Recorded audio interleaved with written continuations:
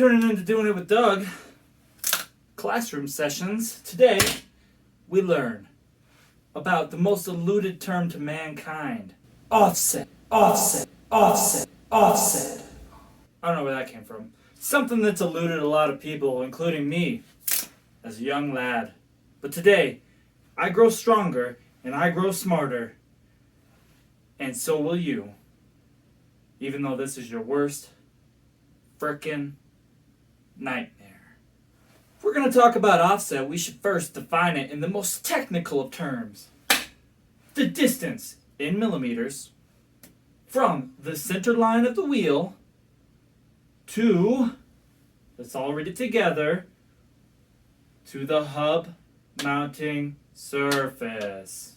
The plan is to break her down into layman's terms so anybody can understand. And I even built me an example that I'm going to show you. First, let's start with negative offset. Negative offset is the bro of offsets, if you know what I mean. This gives you that poke you want, brings the wheel and tire outside of the fender well. Technically here, so if we're using our definition here, we're looking at the distance from the center line of the wheel, this blue dotted line right here, to the hub mounting surface, which I have crudely drawn right here. So this is the truck side, this is where your wheel mounts to your hub. This is the center line. That distance in millimeters is your offset.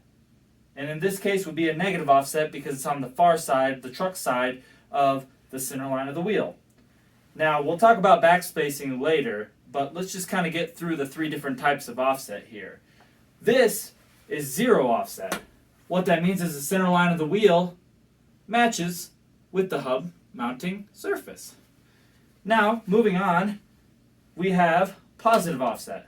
So that means that this is the truck side again. Remember, dotted line here, that's the center line of the wheel, and this crudely drawn hub surface is where the hub mounts. Right there. It's right there. And that distance from the center line to that hub mounting surface is the positive offset. This is going to tuck your wheel under the truck. So that's mostly like your stock trucks, or like if you have something that just is really lowered, you want a positive offset to kind of tuck it in there, make fitment a lot better, so on and so forth. So now that we've defined these three, let's move on and start talking about backspacing and how they correlate with each other. So here we go with the definitions again. What we got here is the definition of backspacing.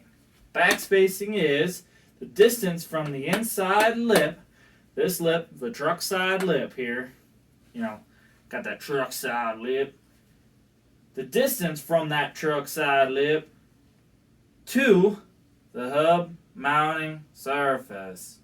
So that distance is defined by the inside of the truck lip to the hub mounting surface. The inside of the truck lip to the hub mounting surface. The inside of the truck lip to the mounting surface. So now we're going to do a little demonstration on how to calculate offset using backspacing or vice versa.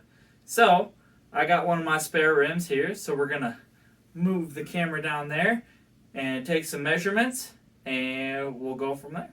All right, so now it's time to take some measurements. That's about right. I forgot where I am. Anyways, we're taking some measurements of the wheel. That's what we're doing. We can cut that, right? Anyways, so we're going to take something flat, run it across the inside of the lip here, and then we're going to take our tape measure, put it on the hub mounting surface right there, and we're going to take our measurement across. This is 3.75 inches of backspacing. So, let's go back up to the whiteboard, and I'll tell you what that means. Oh, by the way, this is a 10-inch wide wheel, so we'll take those measurements too.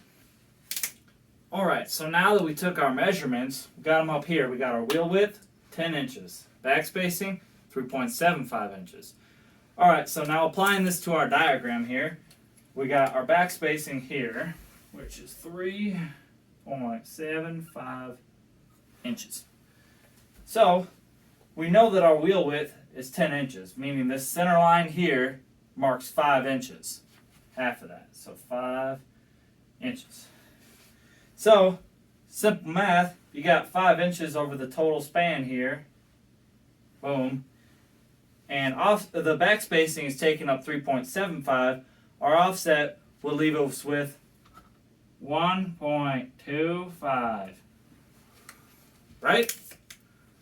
Fucking wrong. You know why that's wrong? It's wrong because when you measure this, it don't make any sense.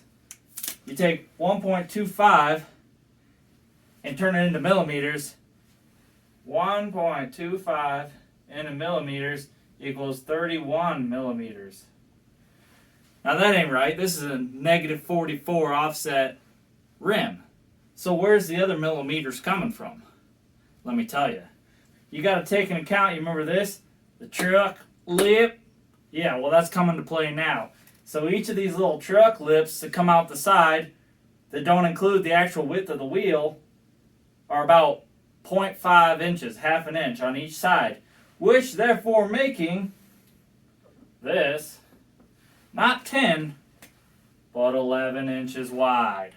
So take 11 inches wide and your center line becomes 5.5 inches, meaning that the distance between 3.75 and 5.5 is actually 1.75.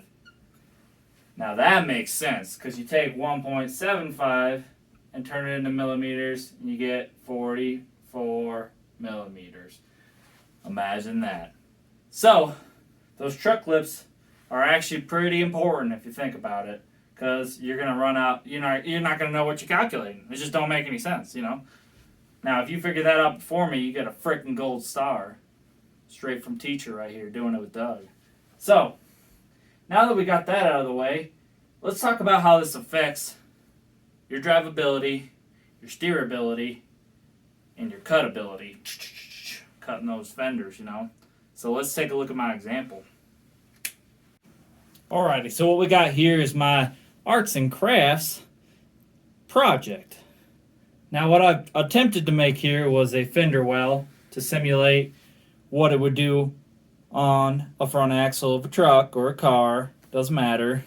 So what you're looking at right now is what I would imagine to be about 0 offset. Now on different cars you have different width axles, so how they sit in the fender wells is kind of, you know, different on each vehicle. But for teaching purposes, this is what 0 offset's going to look like here. See how it's nice and flush with the fender well.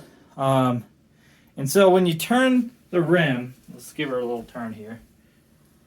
Imagine there's a tire on here.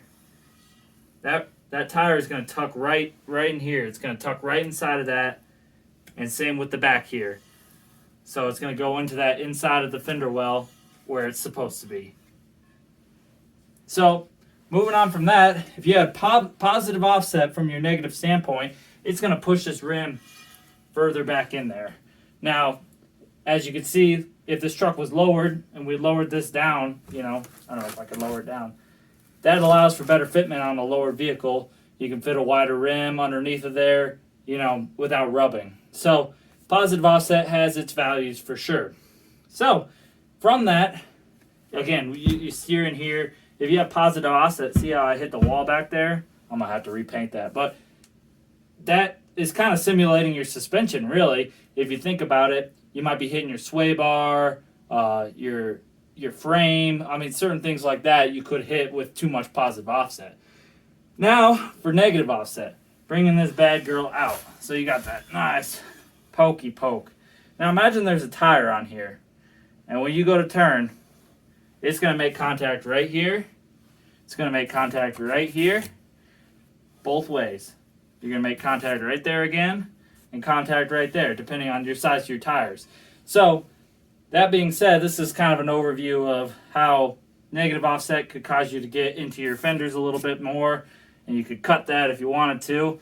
A lot of people do. Depends on how much you like your ride, and how too much positive offset, you can hit your frame, you can hit your sway bar.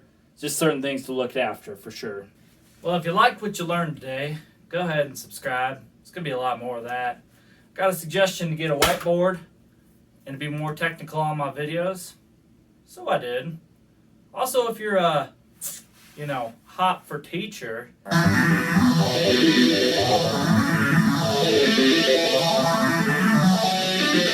leave that down below in the comments too. Just let me know what you guys want to see, and we'll get through it, I promise. Thanks for doing it with Doug. See you next time.